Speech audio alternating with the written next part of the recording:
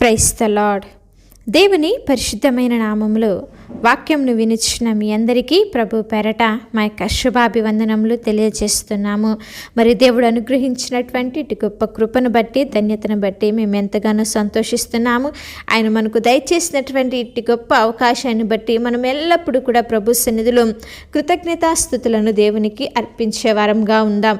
అలాగే మీ యొక్క ప్రార్థన అవసరతలు మాకు తెలియజేసినట్లయితే మరి పైన కనిపిస్తున్న నెంబర్కి కానీ కింద కామెంట్ సెక్షన్లో కానీ మీరు మాకు తెలియజేసినట్లయితే మేమందరం కూడా మీ గురించి ప్రార్థన చేస్తాము. ఉన్నతమైన మేలులతో, గొప్ప కృపతో దేవుడు మిమ్మును, మీ కుటుంబాలను ఆశీర్వదించి దీవించి నడిపించునుగాక. ఈరోజు దేవుని వాగ్దానము: దేవుడు తగిన సమయమందు మిమ్మును హెచ్చించునట్లు ఆయన బలిష్టమైన చేతి క్రింద దీన మనస్సులయుండుడి. 1 పేతురు 5వ అధ్యాయము 6వ వచనము. ప్రియ సహోదరి సహోదరులారా, దేవాతి దేవుడు ఈరోజు నీతో, నాతో, ప్రతి ఒక్కరితో మాట్లాడుతూ ఆయన అంటున్నాడు కదా, తగిన సమయమందు నేను నిన్ను హెచ్చిస్తాను అని ఆయన సెలవిస్తున్నాడండి. కాబట్టి మనము దేనికి కూడా భయపడకూడదు, నిరాశపడకూడదు. అయితే దేవుడు చేయబోయే కార్యముల కొరకు, ఆ తగిన సమయం కొరకు మనం ఏమి చేయాలంటే మన జీవితాల్లో ఎదురు చూడాలి. కానీ నా జీవితంలో ఎందుకని కార్యం జరగటం లేదు, నేను ప్రార్థన చేస్తున్నాను కానీ ఎందుకని నా విన్నపమునకు ఆయన యొద్ద నుండి జవాబు రావటం లేదని చెప్పి దిగులు చెందకూడదు, భయపడిపోకూడదు. విశ్వాసమును మనము విడిచిపెట్టకూడదండి. మరి ఆయన యొక్క చిత్తం ఏమిటంటే, నువ్వు అడిగిన దానికన్నా కూడా, నువ్వు ఊహించిన దానికన్నా కూడా ఎంతో గొప్పగా నిన్ను ఆశీర్వదించాలని, నువ్వు అడిగిన దానికన్నా కూడా ఉన్నతమైనది ఆయన నీ జీవితంలో అనుగ్రహించాలని ఆయన ఎదురు చూస్తున్నాడు. కాబట్టి జవాబు రావటం లేదని నిరాశ చెందక, ఆయన తగిన కాలమందు నన్ను హెచ్చిస్తాడు, నా జీవితంలో కార్యము జరిగిస్తాడు, నన్ను ఆశీర్వదిస్తాడని నమ్మకము కలిగి దేవుని సన్నిధిలో గనక ముందుకు సాగిపోగలిగినట్లయితే దేవుని యొక్క గొప్ప కృపకు మనము పాత్రలమవుతామండి. దేవుడు నిన్ను సామాన్యుడిగా కాకుండా ఒక గొప్ప వాణిగా చేసి ఆయన నిన్ను హెచ్చిస్తాడు. దావీదు గారిని చూసారా? దావీదు గారు గొర్రెలు కాపరి, గొర్రెలు కాచుకునేవాడు. అక్కడి నుండి ఒక గొప్ప యుద్ధ వీరుడుగా దావీదుని దేవుడు ఆశీర్వదించాడు, అభిషేకించాడు. ఆ గొప్ప వీరుడిగా చేసి హెచ్చించి మరలా రాజుగా చేశాడండి. ప్రతి దానికి కూడా సమయం అనేది ఉంటుంది. మన జీవితంలో ఒక కార్యము జరగాలన్నా, దేవుని యొక్క ఆశీర్వాదంలో మనము మన కుటుంబాల్లో పొందుకోవాలన్నా ప్రతిదానికి కూడా సమయం అనేది ఉంది. కాబట్టి ఆ సమయము వచ్చే వరకు కూడా మనం ఏమి చేయాలంటే మనము తగ్గించుకొని దీన మనసు కలిగి, దేవా నేను ఈ విషయమై ప్రార్థిస్తున్నాను, నీ చిత్తం ఏమైనదో నా జీవితంలో నా బిడ్డల పట్ల మీరు జరిగించండి తండ్రి అని చెప్పి మనము దీన మనసు కలిగి ప్రార్థన చేసే వారంగా ఉండాలండి. ఎప్పుడైతే అలాగా ప్రార్థన చేయటం మనము నేర్చుకుంటాము, నీ యొక్క సామాన్య స్థితి నుండి ఒక గొప్ప స్థితిలోనికి తెచ్చి ఆయన నిన్ను బహు ఉన్నతముగా హెచ్చిస్తాడు.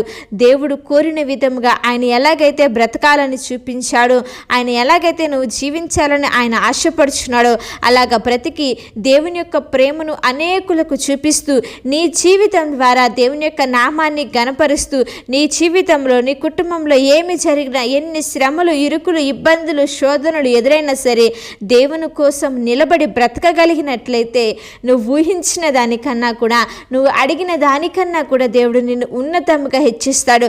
గొప్ప మేలులను, ఆశీర్వాదములను ఆయన నీ జీవితంలో, నీ కుటుంబంలో జరిగిస్తాడు. కాబట్టి మనం ఏమి చేయాలంటే ప్రార్థించాలి, వాక్యాన్ని ధ్యానించాలి. ప్రతి ఒక్క శ్రమను, శోధనను సహించి దేవుని సన్నిధిలో మనము స్థిరముగా నిలబడగలగాలి. ఆత్మీయ స్థితిలో మనము కొనసాగగలగాలండి. అలాగే కాకుండా ఎదురైన చిన్న శోధన బట్టి, చిన్న శ్రమను బట్టి, నాకే ఎందుకు ఈ శ్రమ, నాకే ఎందుకు ఈ శోధన, నాకే ఎందుకు ఈ బాధ, నాకు జీవితంలో ఎదురవుతున్న ఈ అనారోగ్య పరిస్థితులు ఇంకా పోవా, ఎన్ని మందులు వాడినా నాకెందుకని తగ్గటం లేదని చెప్పి, నేను ఎంత ప్రార్థన చేస్తున్నా నాకెందుకు జవాబు రావటం లేదని చెప్పి అవిశ్వాసాన్ని కలిగి దేవుని యొక్క సన్నిధిని విడిచిపెట్టేసేసావా?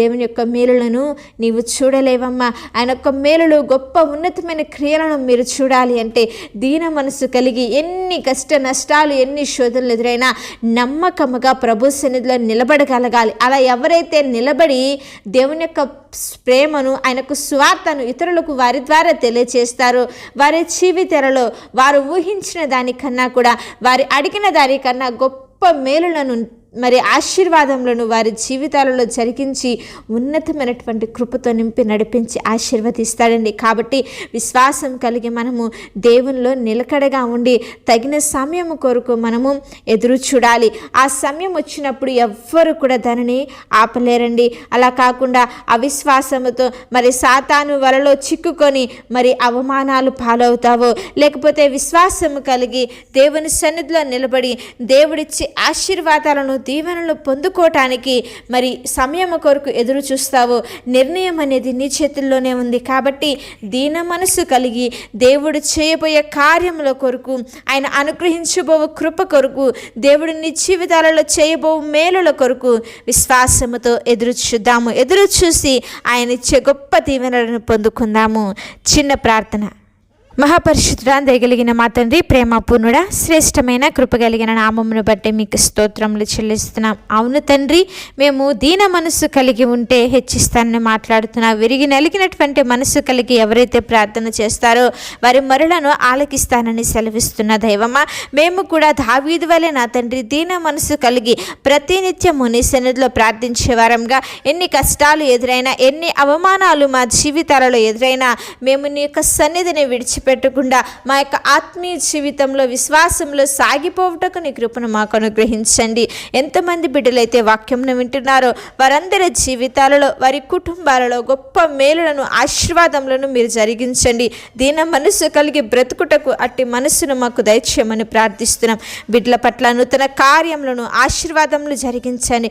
వారి కుటుంబాలలో, వారి జీవితాలలో వారు ఎదుర్కొంటున్న ప్రతి ఒక్క శోధనలో నుంచి జయమును, విజయమును మీరు అనుగ్రహించమని ప్రార్థిస్తున్నాం.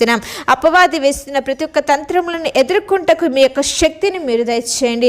బిడ్డలను ఆశీర్వదించి, దీవించి, బలపరిచి గొప్ప మేలులతో నింపమని యేసుక్రీస్తు వారి ఉన్నతమైన నామంలో అడిగి వేడుకొని ప్రార్థిస్తున్నాము తండ్రి. ఆమేన్. అలాగే మీ యొక్క ప్రార్థన అవసరతలు మాకు తెలియజేసిన యెడల మేమందరము కూడా మీ గురించి ప్రార్థన చేస్తాము. దేవుని యొక్క కృప మీకు తోడై ఉండి నడిపించునుగాక.